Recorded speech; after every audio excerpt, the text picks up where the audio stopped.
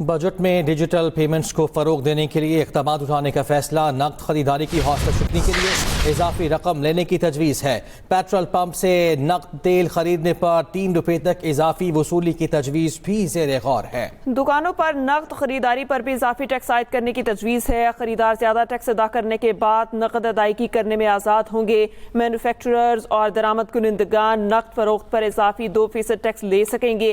ادائیگیاں سادہ QR code اور دیگر ڈیجیٹل حل کے ذریعے دستیاب ہوں گی۔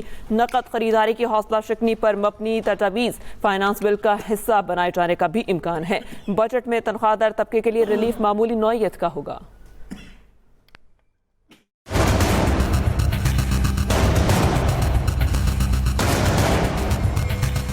آئندہ مالی سال کے وفاقی بجٹ میں نان فائلرز کے لیے کیش نکلوانے پر ود ہولڈنگ ٹیکس بڑھانے کا امکان ہے، جس کی شرح 0.6% سے بڑھ کر 1.2% متوقع ہے، جبکہ یومیہ 50,000 سے زائد رقم نکلوانے پر اضافی ٹیکس کی بھی تجویز ہے۔ ذرائع کے مطابق 800 cc سے چھوٹی گاڑیوں پر سیلز ٹیکس میں اضافہ ہو سکتا ہے۔ مقامی تیار کی گئی کاروں پر GST کی شرح بڑھانے کی تجویز ہے۔ ٹیکس کی شرح 12.5% سے بڑھا کر 18% کرنے کا امکان ہے۔ پیٹرول اور ڈیزل پر چلنے والی گاڑیوں پر لیوی عائد کرنے، جبکہ کیپٹل گین اور منافع پر بھی ٹیکس میں اضافے کی تجویز دی گئی۔ سپر ٹیکس کی شرح میں کمی کی تجویز زیر غور ہے، تاہم کمی IMF کی رضامندی سے ہوگی۔ بجٹ میں وفاق اور صوبوں کے لیے سالانہ ترقیاتی پروگرام تیار کر لیا گیا۔ قومی ترقیاتی بجٹ کے لیے 4,000 ارب روپے سے زائد رقم مختص کرنے کی سفارش کی گئی ہے۔ GDP گروتھ 4.2%، مہنگائی کی شرح 7.5%، زراعت کی گروتھ 4.5% رکھنے کی تجویز ہے۔ صنعت 4.3 اور خدمت کے شعبے کی گروتھ 4.7% مقرر کرنے کی تجویز سامنے آئی۔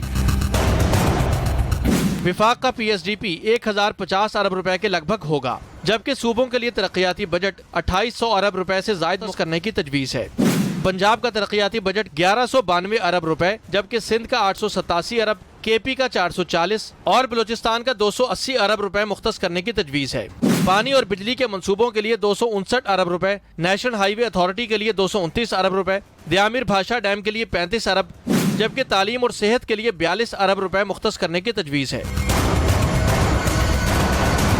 دوسری جانب بجٹ اہداف پر بات چیت کے لیے پاکستان اور IMF کے درمیان مذاکرات کا نیا دور رواں ہفتے ہوگا۔ اگلا بجٹ IMF کی مشاورت سے تیار کیا جائے گا۔ ارشاد انصاری، ایکسپریس نیوز، اسلام آباد۔